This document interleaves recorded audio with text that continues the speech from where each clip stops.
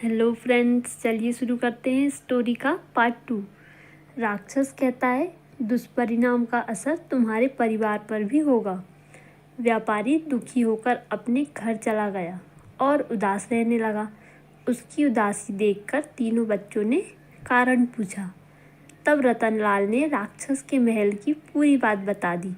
पिता की बात सुनकर निधि कहती है कि वो महल जाने के लिए तैयार है।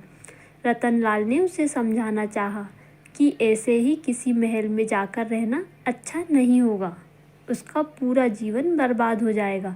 निधि ने पिता की बात बिल्कुल नहीं सुनी। मजबूर होकर रतनलाल ने राक्षस के महल में अपनी सबसे छोटी बेटी को भेज दिया। महल जाकर निधि ने सभी को अपने स्वभाव से दोस्त बना लिया। राक्षस भी उससे खुश था। थोड़े समय बाद राक्षस को निधि पसंद आने लगी थी और वो उससे शादी करने के सपने देखने लगा।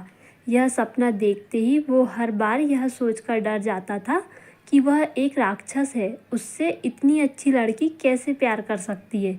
एक दिन उस राक्षस ने निधि से पूछा कि क्या वो उससे शादी करेगी। निधि ने बिना डरे राक्षस को मना कर दिया। निधि के मुंह से ना सुनने के बाद राक्षस दुखी होकर चला गया। राक्षस रोज निधि से शादी की बात करता और वह रोज मना कर देती। देखते ही देखते राक्षस ने उसे अपने घर वापस जाने की इजाज़त दे दी।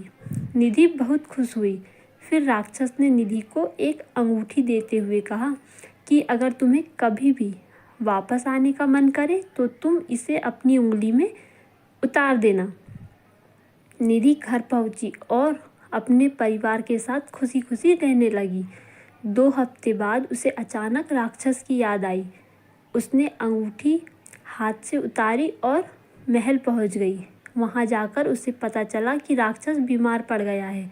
तब निधि ने उसका बहुत ख्याल रखा और वो कुछ दिन बाद ठीक हो गया।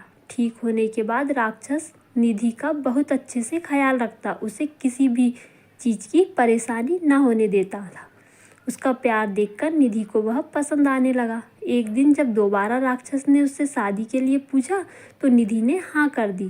तब राक्षस ने कहा, क्या वो इतने बड़े राक्षस अजीब से दिखने वाले राक्षस के साथ जिंदगी भर रह सकती है। उसने कहा कि हाँ, वो उससे प्यार करने लगी है। निधि ने जैसे ही ऐसा कहा तो वह राक्षस अचानक राजकुमार बन गया। तब राक्षस ने उसे बताया कि वह बुरे श्राप के कारण राजकुमार से राक्षस बन गया था। उसने कहा है कि यह श्राप केवल सच्चे प्यार से ही दूर हो सकता था, जो हो गया। इसके बाद निधि और राजकुमार ने शादी कर ली और दोनों खुशी खुशी रहने लगे। कहानी की सीख, किसी भी वक्त किसी को भी शक्ल देखकर उसे अच्छा या बुरा नहीं कहना चाहिए। इंसान के चेहरे की जगह उसके गुण देखने चाहिए। तो फ्रेंड्स, आपको ये कहानी कैसी लगी? अगर अच्छी लगी तो प्लीज़ मेरे चैनल को सब्सक्राइब ज़रूर कीजिए। Thank you.